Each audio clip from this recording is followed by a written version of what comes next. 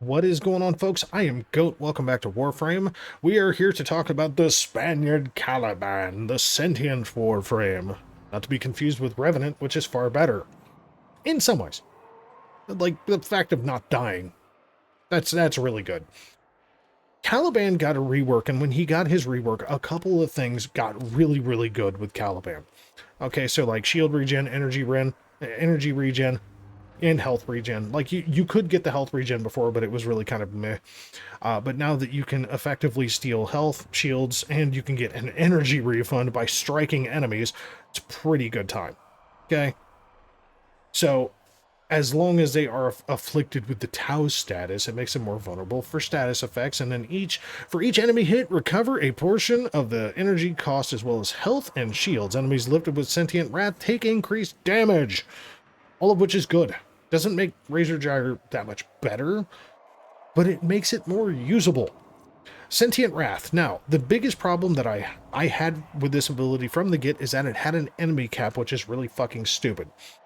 This functions like Nova's Molecular Prime. Not quite as good by any stretch of the imagination, because that has, I believe, 100% damage reduction, or damage vulnerability. But yeah, no, this works really, really good. Because they took away the enemy cap. So now everything within the affected area gets hit, and it's all based on duration, which is completely fine by me.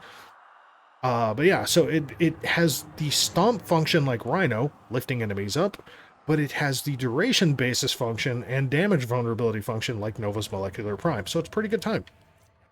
Lethal Progeny. I'm just going to be honest. My personal preference is either the Conculus or the Sumulus. The Sumulus, if you just don't want to get a bullet in your ass, and the Conculus, if you're all about being a really nice squad mate and just armor stripping the fuck out of everything in the area.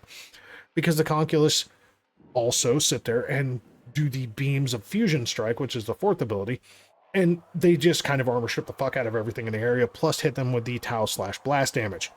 Personally, I think the Ortholists are just kind of slow, clunky, and just not very good. The Sumulus are basically 7 sentients that are being shot at rather than you. That in itself is a win.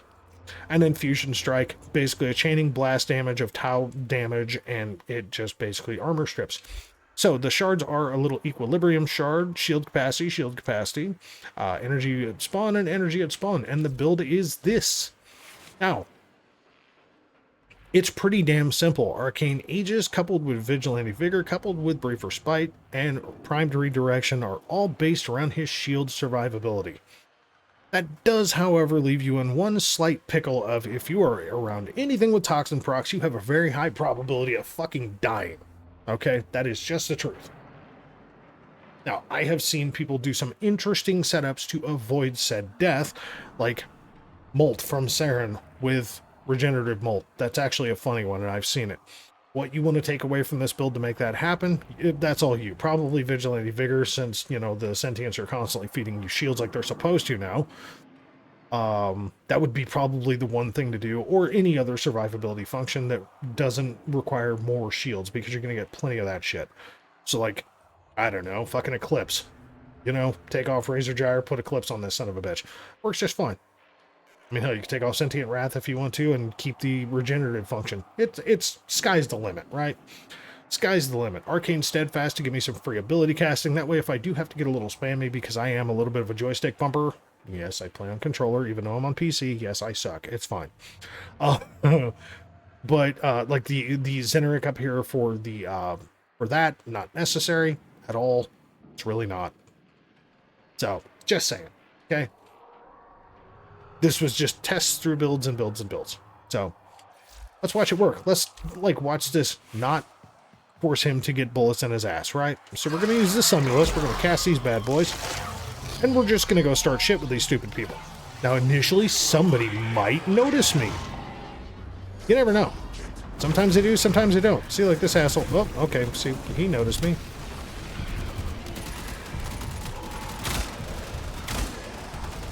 Oh, poor guy. So see, as you see, highly functional, right? And then we can just stompy stomp, we can just armor strip the piss out of these guys, and let's just go ahead and let's just kill these assholes and get it over with, because they've very high probability of death. Bro, go away. You're an asshole. I didn't realize 2 of them went over there. Somebody is throwing grenades. Hey, what are you doing? Oi, oi, oi, oi, oi, oi. I hear somebody shooting a gun. Hi, buddy. Fuck off.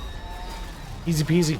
Right? Nobody else ran away? Cool. Nobody else ran away. That's, I mean, if they walk too far away from the sentience or you run too far away from the sentience is about the only time when you're really vulnerable for any kind of real death. Now, with all of this said, a little bit of extra survivability. We're in Prime.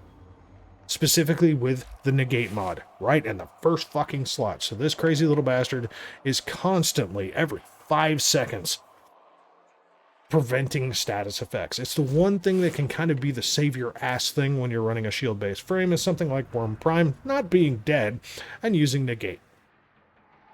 Helps you if you do take a status proc between your operator and Worm Prime. It's just gonna, like, be very helpful. So folks, that's Caliban. So thank you very much for watching. As always, we'll catch you in the next one, all right?